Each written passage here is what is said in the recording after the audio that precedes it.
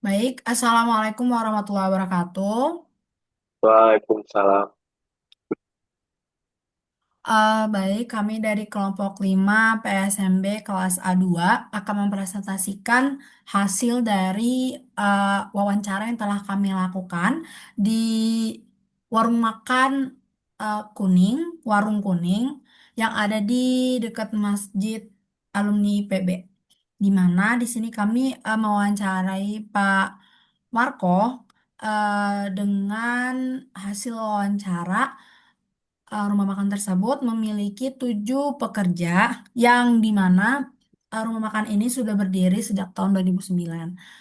Sebelumnya, saya akan menyebutkan judul dari PPT kami, yaitu Peningkatan Pemberdayaan Rumah Makan Warung Kuning melalui kerjasama komunitas dalam pengelolaan sampah organik dengan anggota Anastasia dengan 3 NIM akhir 016, Muhammad Noval Hakim dengan NIM akhir 024, Reka Putri dengan NIM akhir 066, Naila Azizah 072 dan Nafisya Putri Rahman dengan NIM akhir 101.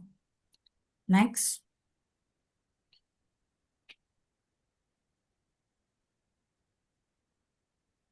Baik, berdasarkan hasil wawancara kami, dihasilkan beberapa latar belakang sebagai berikut, di mana pengolahan limbah untuk rumah makan itu masih menjadi masalah karena sampah organik dan anorganik ini dicampur sehingga sulit untuk diolah dan berpotensi mencemari lingkungan. Kondisi ini tuh juga terjadi pada rumah makan Warung Kuning itu sendiri, di mana mereka ini menghasilkan 10 kilogram lebih dari 10 kilogram sampah per hari, namun belum melakukan pengolahan berkelanjutan. Hal ini disebabkan oleh minimnya pengetahuan dan keterampilan maupun SDM yang menjadi penyebab utama belum efektifnya sistem pengolahan limbah di warung tersebut. Karena itu diperlukan peningkatan kemampuan SDM melalui pelatihan dan kerjasama dengan bank sampah agar pengelolaan limbah dapat berjalan lebih terstruktur dan berkelanjutan. Oleh karena itu, kami membuat tujuan program sebagai berikut. Yang pertama adalah menganalisis sistem pengolahan sampah di Warung Kuning. Yang kedua, menganalisis kebutuhan sumber daya manusia pengolahan limbah. Yang ketiga adalah merancang pelatihan dan kerjasama dengan bank sampah organik. Dan yang terakhir adalah menyusun instrumen evaluasi dan sistem insentif.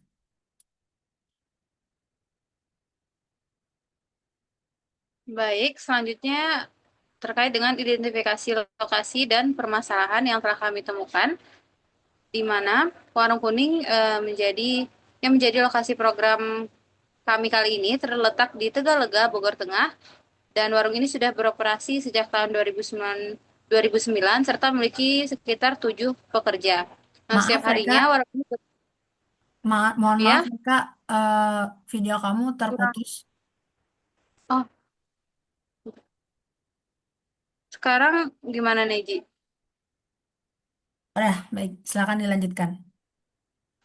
Baik, melanjutkan terkait identifikasi lokasi dan permasalahan di Warung Kuning yang telah kami survei sebelumnya, di mana warung ini terletak di Tegalega, Bogor Tengah, dan sudah beroperasi sejak tahun 2009, serta memiliki sekitar 7 orang pekerja. Setiap harinya, warung beroperasi mulai dari pukul 7 pagi hingga setengah 7 malam.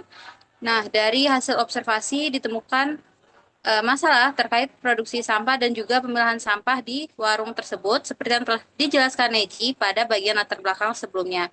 Nah, kondisi seperti ini menyebabkan tingginya volume sampah yang di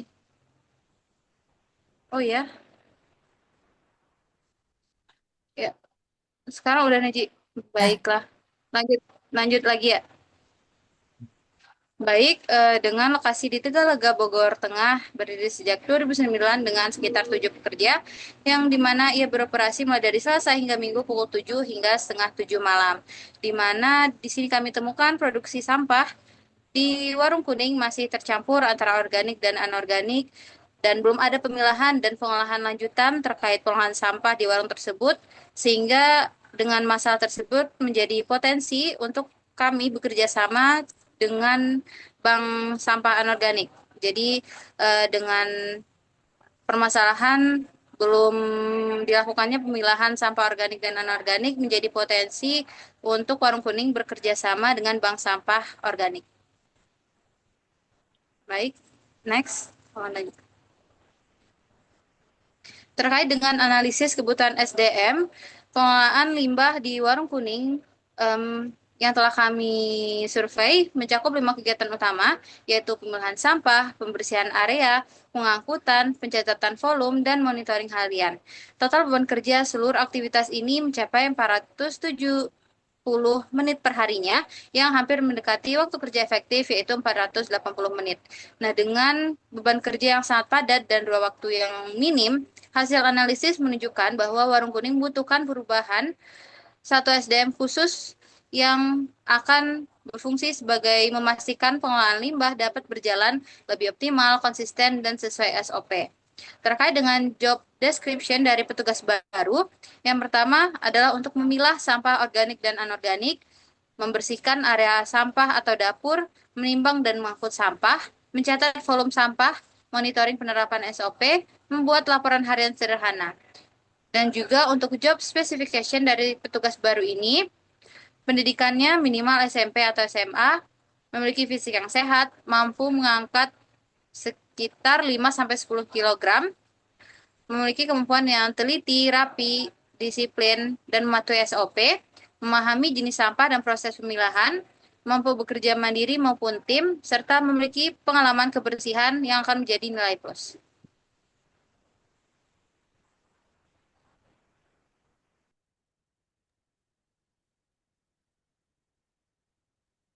Oke, langsung kita masuk ke pelatihan dan pemberdayaan. Oke, untuk pelatihan pemberdayaan itu berdasarkan analisis kebutuhan SDM sebelumnya.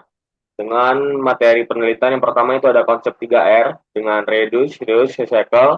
Yang kedua itu ada pemilahan sampah organik dan anorganik. Dan yang ketiga itu ada pengelolaan limbah yang terdiri dari kompos, ekoenzim. Dan yang keempat itu ada penanganan yang jelantah. Yang terakhir itu ada SOP kebersihan dan K3. Untuk metode itu sendiri, kami akan menggunakan metode ceramah ataupun demonstrasi langsung, simulasi, diskusi kelompok, dan terakhir ada refreshment training.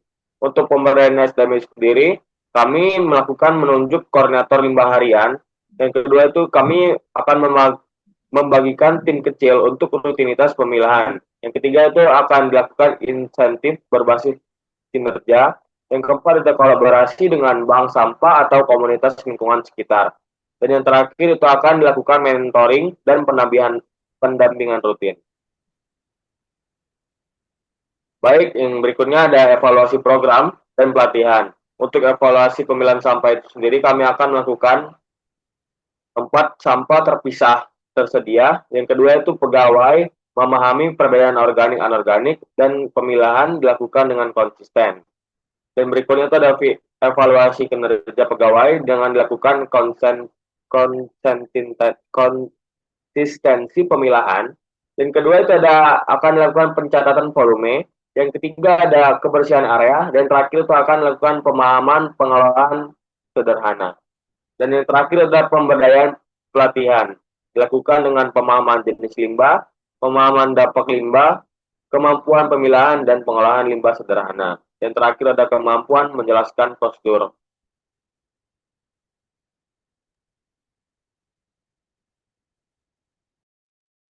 Selanjutnya ada rancangan sistem pengupahan yang sudah dijelaskan oleh Muhammad Naufal. Rancangan sistem pengupahan yang diterapkan ini untuk satu orang yang dihitung dari beban kerja dan juga tanggung jawab tugas masing-masing. Yang pertama ini dengan tugas yaitu pemilihan sampah yang akan diupah 25.000 sampai 35.000 per hari dengan ketelitian dan juga waktu yang lebih panjang dan juga mengingat hasil volume ukuran sampah yang didapatkan. Lalu yang kedua ini ada pembersihan yang diupah 10.000 per hari. Lalu yang ketiga itu ada pengangkutan atau pencatatan laporan yang akan diupah 10.000 sampai 25 hari. Mengingat adanya laporan administrasi, lalu juga laporan ini menggunakan stetogram untuk keadilan dalam pengupahan.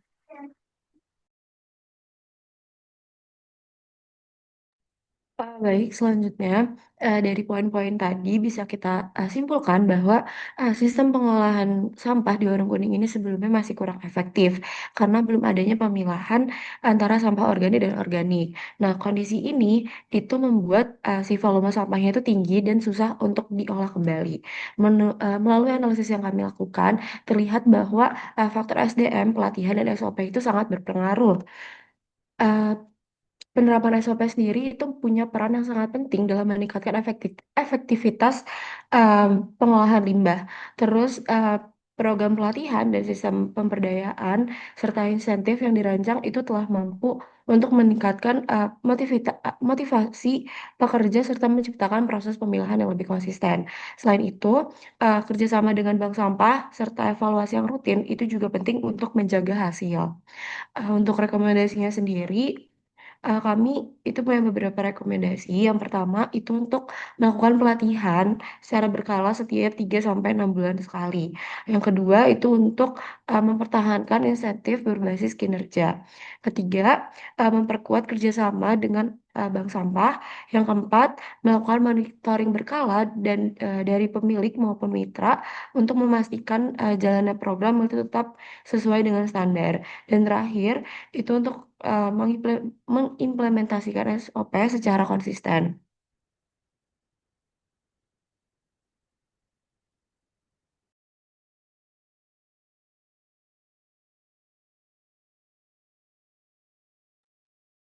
Baik, sekian dari kelompok kami. Harapannya semoga program yang udah kami diskusikan dengan kelompok berupa kerjasama dalam bentuk bank sampah ini bisa membuat warung kuning ini lebih bisa memilah sampah organik dan organik dan yang nantinya itu sampah organik ini bisa menjadikan barang atau hasil yang lebih bermanfaat lagi. Sekian dari kelompok 5, kurang lebihnya mohon maaf apabila ada kesalahan kata.